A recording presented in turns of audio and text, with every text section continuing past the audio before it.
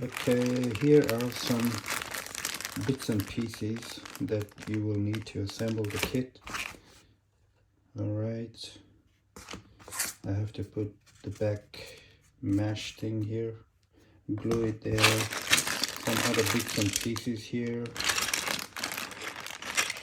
Alright, very straightforward. I'm not going to use the drawing which came with it, obviously, because I am very smart, smarter than normal people, as you can see me. Very smart. All right, that's the vertical fins. There's some plastics that glues underneath the airplane.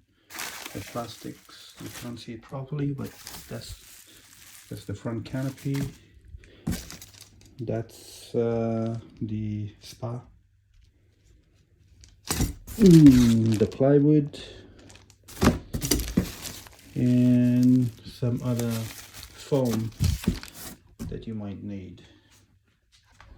All right, so anybody who is into FPV wing flying, here is your chance to get your hands on Dart Axle for a very good price, $83.90.